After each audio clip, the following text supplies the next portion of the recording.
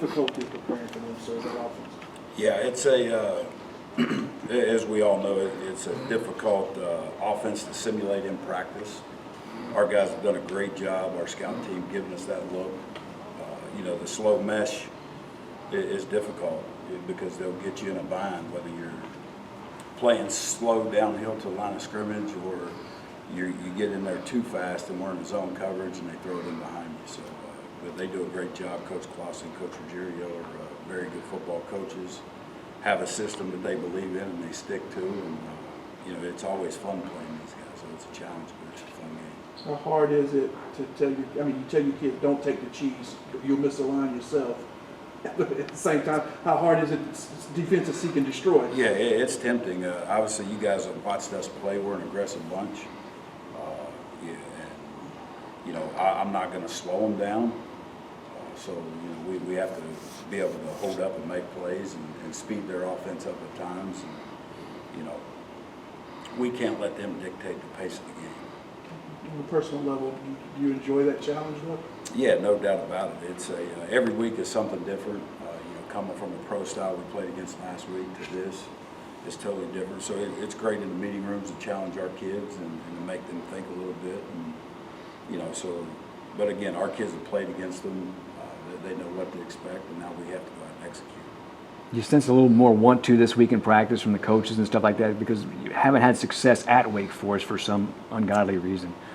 Yeah, a lot of these kids haven't been to Wake and played. So what we have to do is get our team prepared. I don't care where we play. If we play on the interstate, if we play in a parking lot, if we play in a gym, we have to go be us. And being us is being aggressive and hit people in the face and trying to get turnovers and that's what we do and that's how we're built.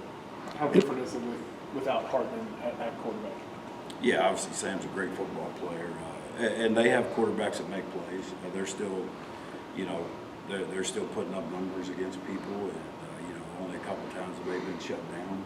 But you saw Duke; they went into Duke against one of the best defenses in our league and put up 21 points and had an opportunity to win the game. So, you throw that film on, our guys are, they're paying attention and they understand. But Sam's not there, but Griffiths is just as good. Not just as good, but knows the system just as well. Coach Shore talked on Monday about how valuable the bye week was for the entire team to really evaluate, and seeing how everyone's been playing coming out of that bye week. How valuable was it on the defensive side of it? Yeah, it was valuable. Anytime you could look back at what you were doing wrong, and fix those things. We had some really good games before the bye week.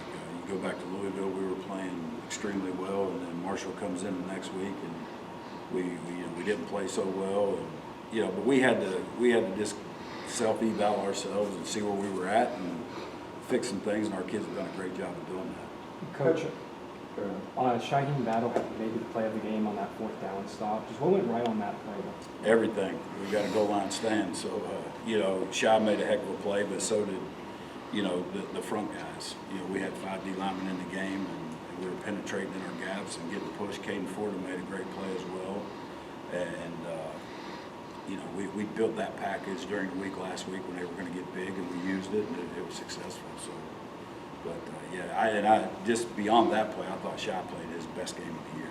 So I thought he was really good Saturday night. Coach Gibson, obviously as a team effort, one always contribute to a win, but how proud are you specifically of your unit to be able to hold a Miami offense to just 2 field goals this past week when they've been leading the ACC in different categories all around? Yeah, I love it. I love those kind of games. I wish every game was like that. So I like the pressure when it's on us to get stops. Our kids like the pressure when it's on us to get stops to win a game. And, every challenge that we had, we just kept stepping up. We turned it over in the red zone, and Aiden makes a pick. We turn it over. They were backed up. Red gets a strip sack, and Davin recovers the fumble. So, and again, just helping each other out, offense, defense, special teams. But I love it when it's a low-scoring game and the heat's on us. Sort of going off that answer, similar to Miami in previous games, it's come down to one possession. Seems like with Wake Forest in the past couple of meetings. What's been your point of emphasis to your defense as far as, hey, this game could come down to us going out there and making a stop to get the win?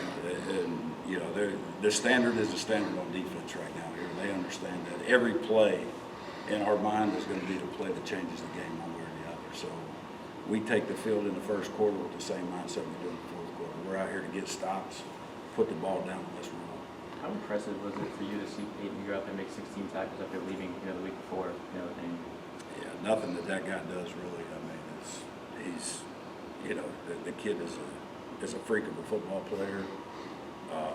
You know, plays extremely hard. So nothing that he does surprises me.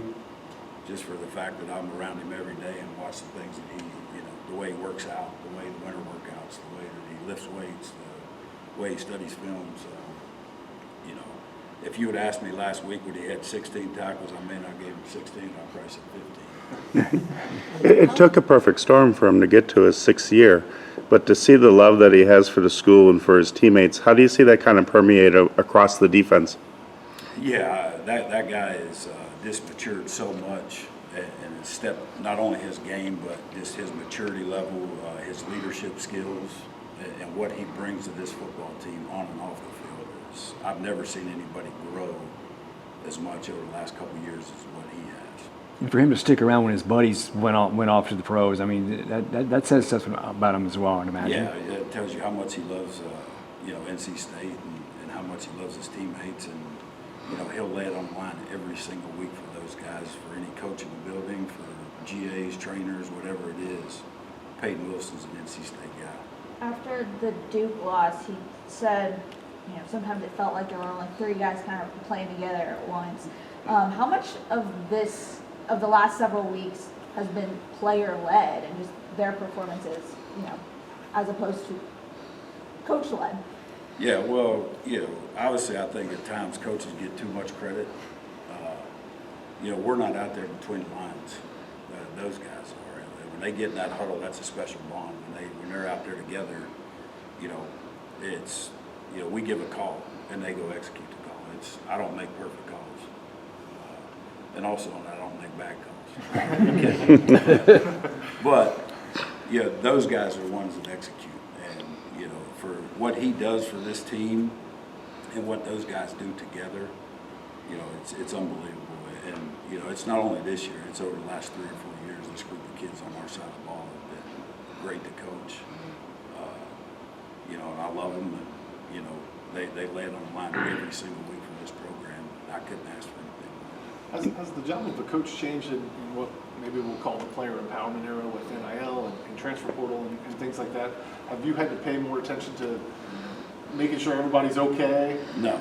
No. No, that's not the style I coach with. And, you know, if my style is old school and they run me out of the game, then so be it. But I'm going to be who I am, and I'm the coach. And I'm going to coach these kids hard and hold them to the standard that they want to be held to. Because every kid wants discipline, and every kid wants to make the NFL and all that.